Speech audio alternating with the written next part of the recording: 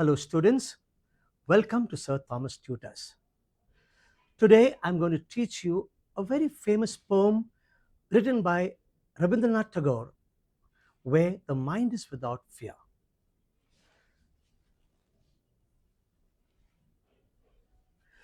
Where the Mind is Without Fear is the 35th poem of Tagore's book Gitanjali, for which he won the Nobel Prize in Literature. This poem is also considered to be one of Tagore's patriotic poems, in which he calls for an India where people are filled with the spirit of nationalism.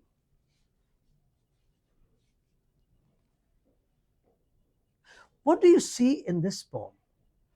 You see one long sentence.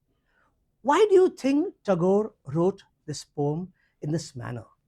The entire purpose for Tagore writing this poem in this one long sentence was to give across to the nation one continuous thought, a powerful vision, my dear students, of an awakened India. So through this poem, Tagore hopes that his nation, India, will be a beautiful place to live in, where people will live with each other peacefully. So now as we go through this poem line by line, we will see what the Tagore dream of.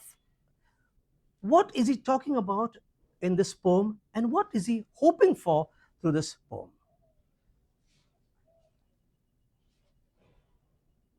But before we go to the poem, let me take you through some historical and cultural context. When Tagore actually wrote this poem in the 1900s, India was still under the colonial rule, the British rule. So that means we Indians were not really free. Tagore in this poem is not talking about political freedom. He is talking about the freedom of the mind. Students, we now move on to the main text of the poem, where the mind is without fear and the head is held high, implying fearless dignity. When someone is fearless or has a fearless mind or not afraid of anyone in authority, then why should he or she bow down or bend low to anyone in authority? By bowing down, by bending low, what are you showing? That you have no self-respect. Thus, maintain your dignity, maintain your self-respect. Where knowledge is free, accessible knowledge. In an ideal nation, knowledge can be acquired as much as you want and when you want. But this knowledge is not merely free. You have to pay a price for it. It's not only paying a price for it, my dear students, but it's also the time you invest in acquiring this knowledge. So students, this knowledge which we talk about, knowledge is free, sounds very good, very nice. But this knowledge, is it really free? No. Knowledge is not free. It comes with a price. Where the world has been broken up into fragments by narrow domestic walls, calling for a unified humanity. Now, what are these narrow domestic walls? These are imaginary walls, my dear students. Walls made out of religion, walls made out of gender, of the caste system, of the class system, of language. These are the obstacles that come our way that prevent us from becoming one unified citizen. So Tagore in this poem is very prophetic. He tells you very clearly that if we break these imaginary walls, we can be a unified nation.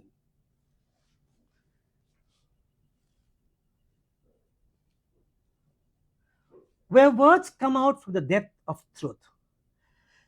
Just imagine the integrity in the power of your words. So my dear students, when you're not scared, when knowledge is free, when you are not bound by any restrictions, so definitely you are going to speak the truth. So when does one lie? One will lie when he's bound by restrictions. So if you take away all these restrictions, you are definitely never ever going to lie. So you see how these clauses are very well connected in this poem. When tireless striving stretches its arms towards perfection, a relentless endeavor. So, in an ideal nation like ours, which Tagore hoped for, every Indian would want to aspire for himself. Whatever be your profession, if you are fearless, definitely you will move towards that path. You will work hard towards that path. You will progress in a very persevering manner, thereby making your India, making your world, a perfect nation. Where the clear stream of reason has not lost its way into the dreary desert sand of dead habit.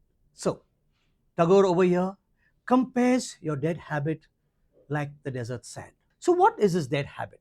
The thing that you do every day becomes a habit. It may be a good habit or it may be a bad habit. So, students, what is Tagore implying out here? He's talking about the habit that consists of traditions, outdated customs, superstitious beliefs. All this closes you up. It prevents your reasoning capacity. It prevents you from thinking logically. So remember, reason is like a clear stream. So if you can think in a clear, logical way, believe me, your mind will never be dried up like the desert into a bad habit. Where the mind is led forward by thee into ever widening thought and action, guided by a higher power. Now, who is thee?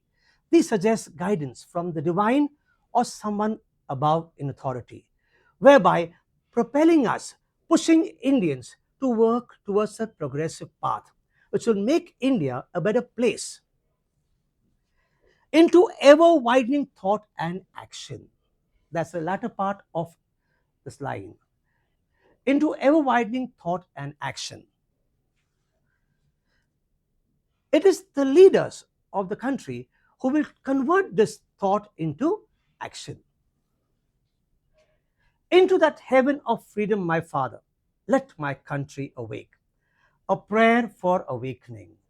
A heartfelt and a profound plea by Tagore, asking his people to wake up, to awaken yourselves from slumber. For Tagore, freedom is a heavenly place, a place where all Indians are going to live happily and peacefully like one united citizen. Hence, he is addressing this divine figure as his father. So, my dear students, this basically is a very simple poem, but a lot of important elements relevant even today. But this poem is not just for exams, it is beyond that. Has India really become what Tagore hoped for? I'm sure that Tagore in his lifetime must have thought that post-independent era would have been a space of heaven for the people of India, would be a beautiful place for people to live in. The only way to acquire freedom is to have faith in that logic that Tagore prays for, so that one day we will be saved and will be a prosperous nation.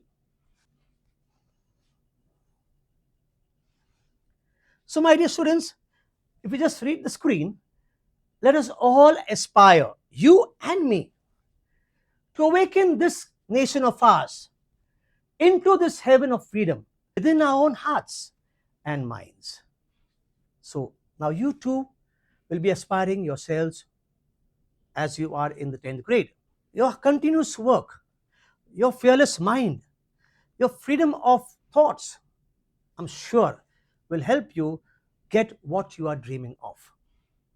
From the point of the examination, my dear students, all that you require is your figures of speech, your appreciation, and your comprehension. All this is given to you in the links. Please make sure that you download them and go through them. If you have any questions or queries to ask, please be free to put them in the comment box. I will be happy to answer them. If you have liked this class, my dear students, do give me a like. I will see you soon in the coming class.